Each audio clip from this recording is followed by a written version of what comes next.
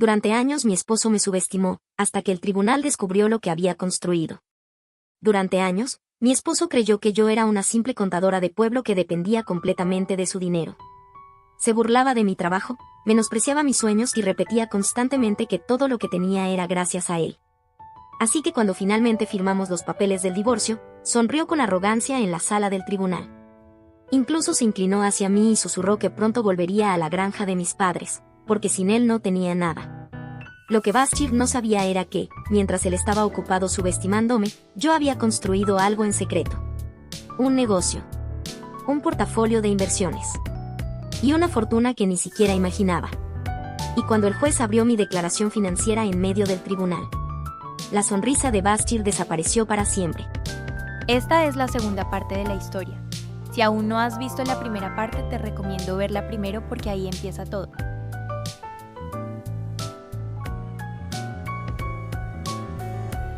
Mi proceso de recopilación de información se detuvo abruptamente cuando Baschir descubrió una búsqueda en nuestra computadora compartida.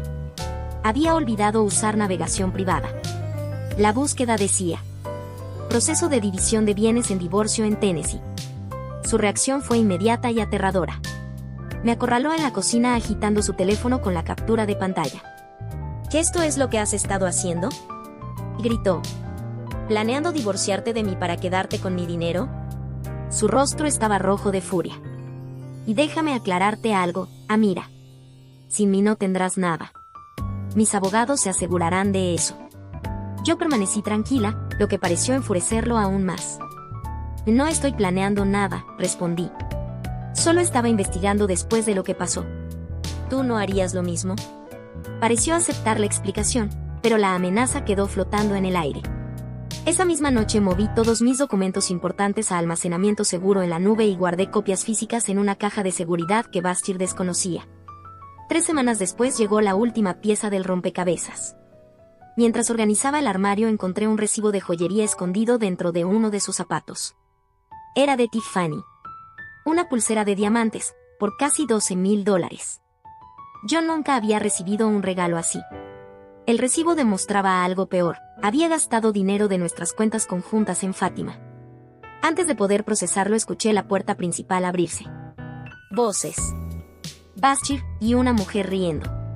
Me quedé congelada en el armario mientras entraban en el dormitorio. Cuando salí, los encontré abrazados al pie de nuestra cama.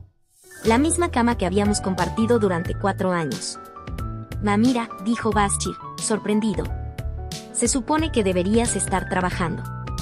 Tomé la tarde libre, respondí con calma. Claramente debería haber avisado primero. Lo que ocurrió después no fue la escena dramática que uno imagina. Baschir simplemente se ajustó la corbata y habló con frialdad. Bueno, esto nos ahorra una conversación incómoda. Quiero el divorcio. Luego explicó sus generosas condiciones. Podía quedarme con mis pertenencias personales y un pequeño acuerdo económico para ayudarme a empezar. La casa, las inversiones y la mayoría de los bienes serían suyos. Mis abogados se pondrán en contacto contigo, dijo. Y deberías buscar otro lugar donde quedarte desde esta noche. En realidad, respondí, esta también es legalmente mi casa. Yo me quedaré. Ustedes pueden buscar un hotel. Su rostro se oscureció. Antes de irse, lanzó una última amenaza. Te arrepentirás de no aceptar mi oferta cuando mis abogados terminen contigo. Tendrás suerte si puedes permitirte vivir en un parque de casas móviles en Nashville. Cerré la puerta después de que se fueron. Me apoyé contra ella. Y por primera vez desde que descubrí su infidelidad, sonreí. Baschir no tenía idea de lo que se le venía encima. Al día siguiente recogió la mayoría de sus pertenencias y se fue de la casa. Esa misma tarde cambié las cerraduras. Tal vez no era completamente legal, pero me dio tiempo para documentar todos nuestros bienes antes de que intentara llevarse algo valioso. Su primera oferta de acuerdo llegó poco después. $50,000 y 6 meses de gastos de vida. A cambio, renunciaría a cualquier reclamo sobre la casa, las inversiones y todos nuestros bienes. Está tanteando el terreno, explicó Nadia. Cree que no conoces tus derechos. Siguiendo su consejo, rechacé la oferta e iniciamos el proceso de descubrimiento financiero. Eso obligaría a ambas partes a revelar todos los activos. La reacción de Baschir fue exactamente la que Nadia esperaba. Su abogado comenzó a retrasar cada paso del proceso. Es una táctica común, me dijo. Quieren agotarte hasta que aceptes menos. Lo que Bashir no sabía era que yo no dependía de su información. Había estado rastreando nuestras finanzas durante años. Y lo más importante, tenía recursos propios que él ni siquiera imaginaba. Con Nadia decidimos una estrategia. Durante las primeras etapas del proceso no revelaríamos el verdadero alcance de mi empresa ni de mis inversiones. Legalmente, un negocio creado durante el matrimonio podía considerarse un bien conyugal. Pero había un posible argumento a nuestro favor. Bashir había desalentado activamente mi negocio y nunca contribuyó a él. Revelaremos todo en el momento adecuado, me aseguró Nadia. Por ahora, dejemos que él siga creyendo su propia versión de la historia. Mientras el proceso legal avanzaba lentamente, Bashir inició su propia campaña. Nuestros amigos en común dejaron de responder mis llamadas. Las invitaciones sociales desaparecieron. Incluso algunos vecinos comenzaron a tratarme con frialdad. Más tarde descubrí por qué. Bashir había estado contando una historia muy diferente. Según él, yo había sido infiel. Decía que estaba mentalmente inestable, y que él se estaba divorciando de mí después de haber intentado salvar nuestro matrimonio. En los círculos sociales donde el apellido Adi tenía peso, la versión de Bashir se aceptó sin cuestionamientos. Nadie parecía interesado en escuchar mi lado de la historia. Lo que más me sorprendió no fue la mentira en sí, sino la rapidez con la que tantas personas decidieron creerla. Personas con las que había celebrado fiestas, compartido confidencias y pasado momentos importantes desaparecieron de mi vida casi de la noche a la mañana. El aislamiento social resultó ser más doloroso de lo que imaginaba. Sin embargo, no todos se alejaron. Elena y Zulema permanecieron firmes a mi lado, sin dudar de mí ni un segundo. Una tarde particularmente difícil terminé en la cocina del negocio de catering de Elena, rodeada de pasteles que ella llamaba postres de emergencia.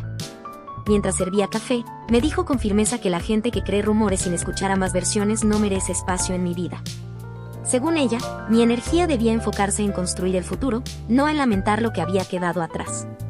Sus palabras, simples pero sinceras, se convirtieron en un recordatorio constante de hacia donde debía dirigir mi atención. Cuando Bashir se dio cuenta de que no iba a aceptar en silencio las condiciones que proponía, sus intentos de intimidación se volvieron más agresivos. Empezaron las llamadas nocturnas cargadas de amenazas apenas disimuladas. En algunas insinuaba que podría asegurarse de que yo jamás volviera a trabajar en Nashville. En otras sugería que denunciaría a mi empresa por supuestas irregularidades fiscales. Aquellas amenazas eran completamente vacías, pues mis registros financieros estaban impecablemente organizados, pero el mensaje era claro, quería asustarme. La presión no vino solo de él. Su familia también decidió intervenir. Un día recibí una llamada de su madre, Salma, quien habló con un tono condescendiente que apenas disimulaba su desprecio. Me dijo que siempre habían sabido que yo no era la mujer adecuada para su hijo, pero que me habían aceptado porque Bashir lo había decidido así. Según ella, lo más digno que podía hacer era aceptar lo que me estaban ofreciendo y seguir adelante sin causar problemas. Escuché todo sin perder la calma, una habilidad que había desarrollado después de años soportando comentarios sutilmente despectivos en las reuniones familiares de los Adi. Cuando terminó, le agradecí su preocupación y le respondí que seguiría únicamente las recomendaciones de mi abogada. La seguridad excesiva de Bashir terminó jugando en su contra. Convencido de que yo no tenía los recursos para sostener una batalla legal larga, comenzó a cometer errores importantes. Omitió revelar varias cuentas de inversión que yo sabía que existían y subestimó el valor de su portafolio de acciones.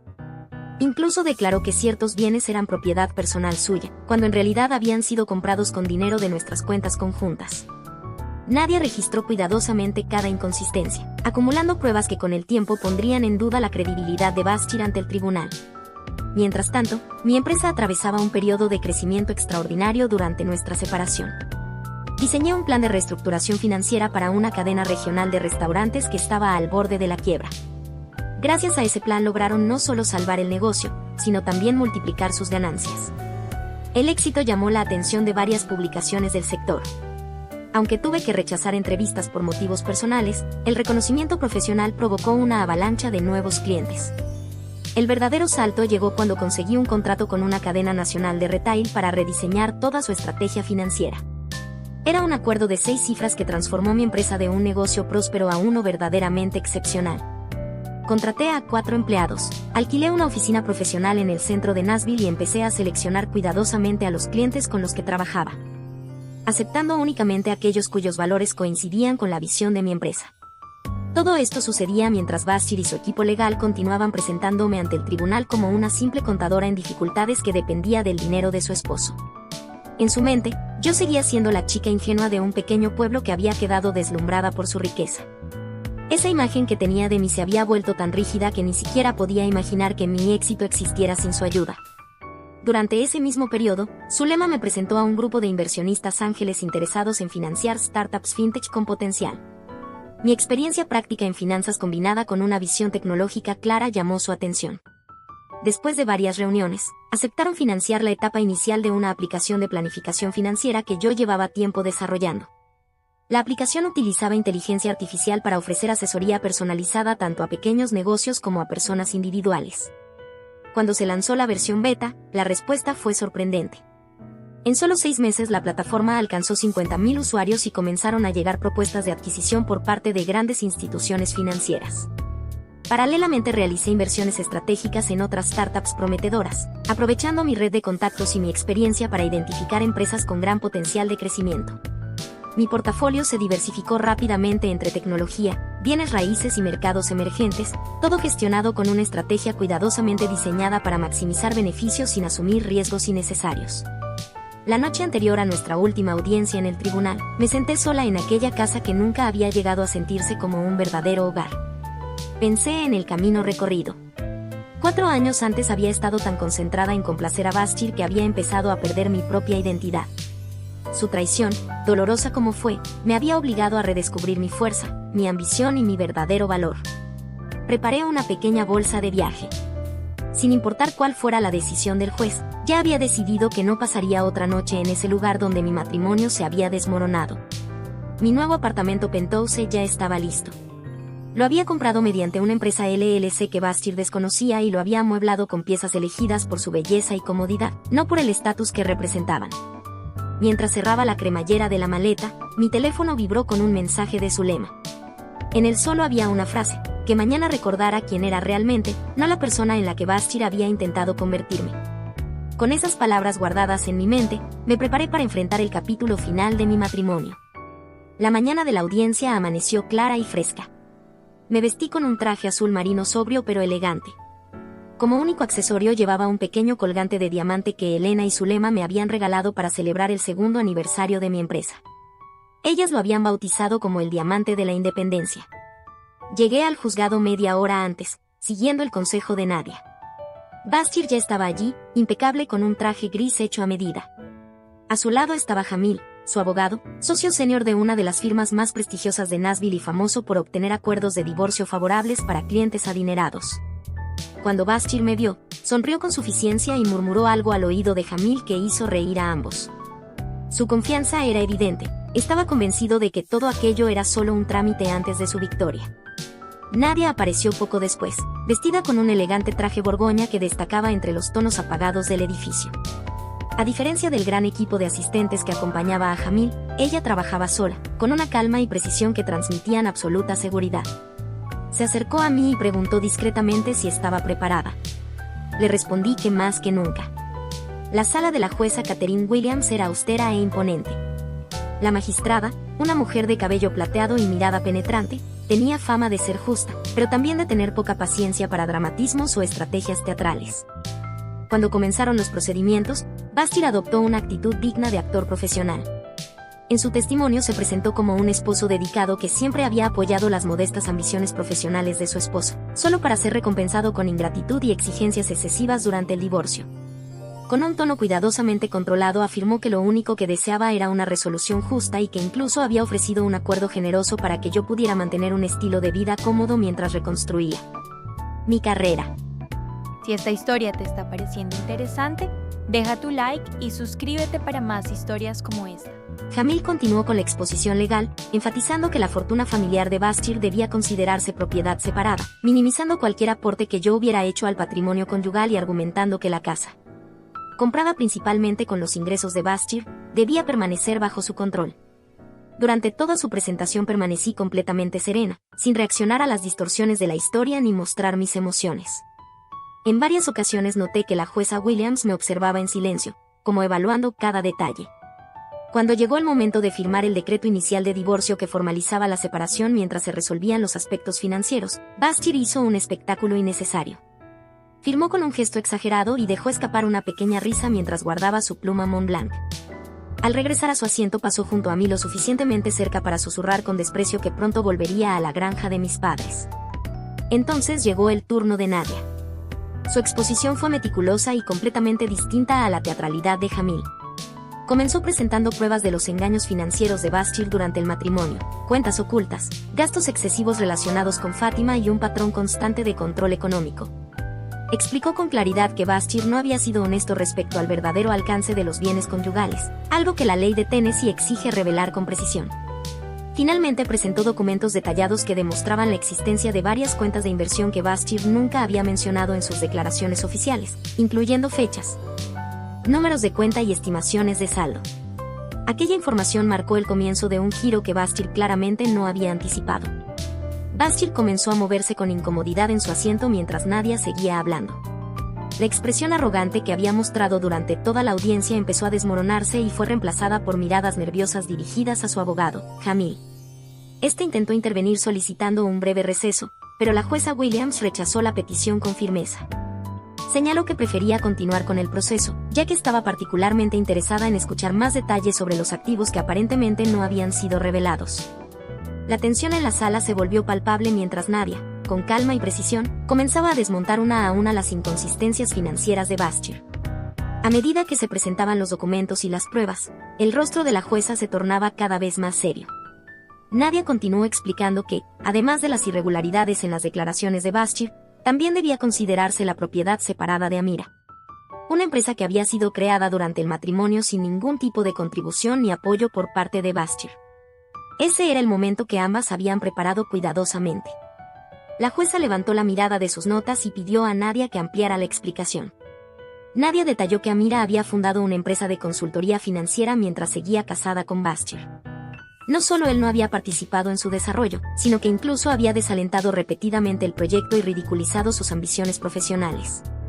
Para demostrarlo, presentó varios correos electrónicos y mensajes de texto en los que Bastille se refería al negocio como un simple pasatiempo y cuestionaba constantemente la seriedad de sus objetivos empresariales. La jueza examinó esos documentos con atención antes de dirigirse directamente a Amira por primera vez.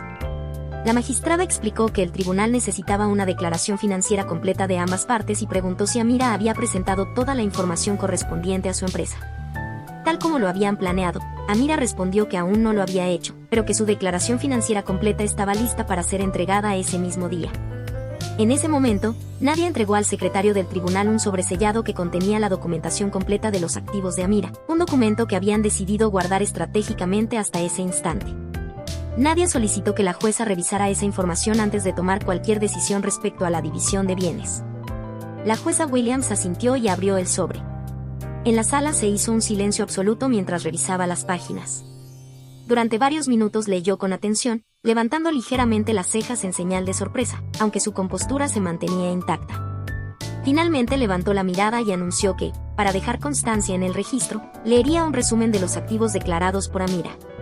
El corazón de Amira comenzó a latir con fuerza mientras la jueza iniciaba la lectura. Primero mencionó la empresa de consultoría financiera fundada 3 años antes. Según la valoración basada en ingresos, contratos y propiedad intelectual, la compañía tenía un valor aproximado de $2 millones. En ese instante, Bastille giró la cabeza bruscamente hacia Amira, con una expresión de incredulidad que rozaba lo cómico.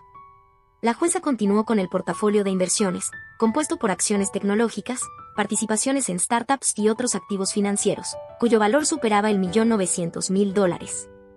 Bastille apretó el borde de la mesa con tanta fuerza que sus nudillos se volvieron blancos.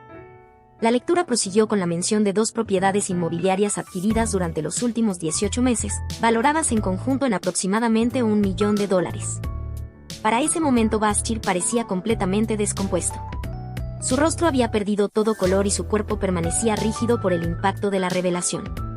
A su lado, Jamil susurraba apresuradamente, tratando de entender la situación, pero Bastille parecía incapaz de procesar lo que estaba escuchando. Cuando la jueza terminó de enumerar todos los activos, anunció que el valor total revelado ascendía a más de $5 millones. La sala quedó en silencio. Bastille miraba a Amira como si estuviera frente a una desconocida. Para ella, aquel momento no se sintió como una victoria ni como un acto de revancha, sino como un profundo alivio al ver que finalmente la verdad quedaba registrada ante todos. La jueza rompió el silencio preguntando a Bashir si deseaba reconsiderar sus declaraciones anteriores, en las que había insinuado que Amira dependía económicamente de él. Bashir no logró responder. Fue Jamil quien se levantó rápidamente para hablar. El abogado afirmó que no tenían conocimiento de esos activos y argumentó que, al haber sido adquiridos durante el matrimonio, Bashir tenía derecho a recibir una parte equitativa de ellos. Sin embargo, nadie estaba preparada para esa reacción. Con calma, pidió al tribunal que revisara el acuerdo prenupcial firmado por ambas partes antes del matrimonio, específicamente la cláusula número 15. Aquella cláusula, descubierta al revisar el documento años después, resultó ser la clave de todo el caso. El acuerdo establecía claramente que cualquier empresa creada por uno de los cónyuges durante el matrimonio, siempre que no hubiera recibido inversión de capital por parte del otro, permanecería como propiedad individual en caso de divorcio. Nadie explicó que esa cláusula probablemente había sido incluida originalmente para proteger futuros proyectos empresariales de Bashir. Pero el texto era claro y se aplicaba exactamente de la misma manera al negocio que Amira había construido por su cuenta. La jueza revisó detenidamente el documento prenupcial y asintió lentamente, reconociendo que el lenguaje del contrato era inequívoco. Nadia continuó entonces explicando cómo Amira había construido su empresa desde cero utilizando sus propios ahorros y reinvirtiendo cada ganancia. Mientras Bashir no solo se mantenía al margen sino que además desalentaba sus esfuerzos. Presentó declaraciones de clientes y mentores que confirmaban la independencia con la que Amira había desarrollado su negocio y la solidez de su trabajo profesional. Durante toda esa exposición, Amira observó a Bashir en silencio. El mismo hombre que horas antes había firmado los papeles del divorcio con una sonrisa burlona ahora permanecía inmóvil, completamente descolocado. Su seguridad había desaparecido. Desde la galería del tribunal, Fátima, que había asistido a la audiencia, abandonó discretamente la sala sin decir una palabra. La jueza Williams se tomó alrededor de 20 minutos para revisar toda la documentación antes de emitir su decisión. Cuando finalmente regresó, su resolución fue clara. Basándose en las pruebas presentadas y en los términos del acuerdo prenupcial, determinó que la empresa de consultoría financiera de Amira y el portafolio de inversiones asociado constituían propiedad separada, perteneciente únicamente a ella. Bashir dejó escapar un sonido ahogado, una mezcla entre protesta y sorpresa. La jueza continuó señalando que, además, el hecho de que Bashir no hubiera revelado correctamente varios activos durante el proceso obligaba al tribunal a evaluar la división del resto de los bienes conyugales de una manera que favoreciera a Amira. Aunque muchos de los detalles legales se sucedieron rápidamente, el resultado final era claro: Amira conservaría su empresa, sus inversiones y sus propiedades. Además, recibiría una porción mayor de los activos compartidos debido a la falta de transparencia de Bashir. La casa sería vendida y los ingresos se repartirían según una fórmula establecida por la jueza que beneficiaba significativamente a Amira. Cuando la audiencia terminó y todos comenzaron a levantarse, Bashir se acercó a ella, ignorando los intentos de su abogado por detenerlo. Con el rostro lleno de rabia y humillación, la acusó de haber planeado todo durante años, insinuando que había estado esperando el momento adecuado para destruirlo. Amira lo miró con calma. Frente a ella ya no estaba el hombre que alguna vez había amado, sino alguien consumido por su propia narrativa de superioridad. Con serenidad le respondió que no había pasado años planeando su caída. Simplemente había construido algo propio mientras él se dedicaba a destruir lo que tenían. Esa era la verdadera diferencia entre ambos. Nadia la tomó suavemente del brazo y la acompañó hacia la salida, dejando a Bashir solo en la sala que poco a poco se vaciaba, rodeado por los restos de la arrogancia que durante tanto tiempo había sostenido. Salir del juzgado ese día no se sintió como una victoria espectacular, sino como una liberación profunda. Con cada paso por las escaleras de mármol, Amira sentía como desaparecía el peso del engaño, tanto el de Bashir como el secreto que ella misma había tenido que guardar durante todo el proceso. Con el tiempo, su empresa continuó expandiéndose a nivel internacional y sus inversiones siguieron creciendo. También decidió utilizar parte de sus recursos para crear una fundación destinada a ayudar a otras mujeres a alcanzar independencia financiera. Tiempo después, cuando Bashir descubrió cuál era realmente su patrimonio, intentó buscar una reconciliación. Pero Amira ya no era la misma persona que había buscado su aprobación años atrás. Había avanzado demasiado para mirar atrás. Ahora sabía que, en ocasiones, aquello que parece el final de una historia es en realidad el comienzo de algo mucho más grande. El valor de una persona nunca está determinado por la incapacidad de alguien más para reconocer, y a veces perder lo que creíamos querer es precisamente lo que nos conduce hacia lo que realmente merecemos. Si te gustó esta historia, deja tu like, suscríbete y cuéntame en los comentarios qué habrías hecho tú en esta situación.